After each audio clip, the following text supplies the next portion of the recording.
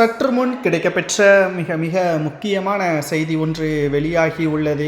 அனைத்திந்திய அண்ணா திராவிட முன்னேற்ற கழகத்தின் 47 மாவட்ட செயலாளர்கள் பன்னீர்செல்வத்திற்கு ஆதரவுகளை தெரிவித்துள்ளனர்.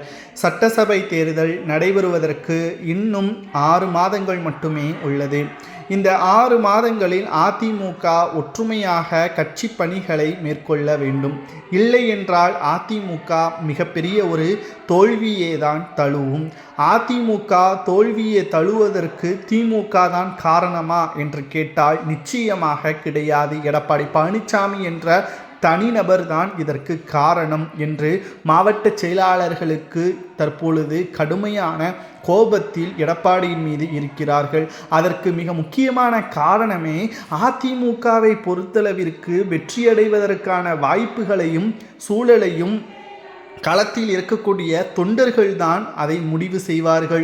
ஒரு பக்கம் திமுக மக்களுக்கு நல்லது செய்திருந்தால் நிச்சயம் அதிமுகவின் தொண்டர்கள் எதை வைத்து விமர்சனம் செய்வது திமுகவிற்கு என்ற ஒரு குழப்பம் இருக்கலாம்.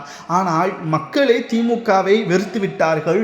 நீ இனிமேல் ஆட்சி அமைக்க வேண்டாம் என்று ஸ்டாலினிடம் நேரடியாகவே கூறும் விதத்தில் தற்பொழுது தெள்ளத் தெளிவான விமர்சனங்களை பொதுமக்களை சமூக வலைதளங்களில் முன்வைத்து வருகிறார்கள். இதை கச்சிதமாக அதிமுக பயன்படுத்தி ஆட்சி அமைக்க வேண்டுமல்லவா?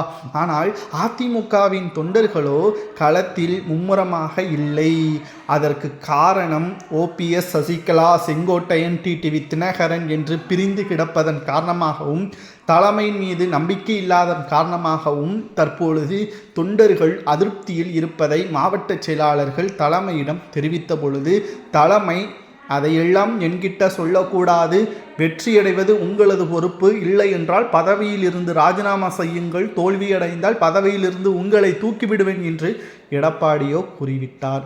ஆனால் அதிமுகவின் தலைமை பேச்சை கேட்க மாட்டேன் என்று கூறுகின்ற தொண்டனிடம் எப்படி போட்டு நாம் வேலை வாங்குவது?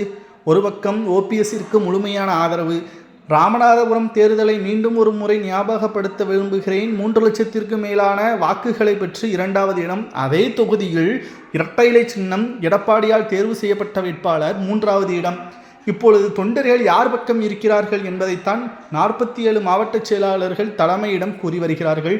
தற்பொழுது OPSற்கும் 47 மாவட்ட செயலாளர்கள் தங்களது ஆதரவுகளையும் கொடுத்துள்ளனர்.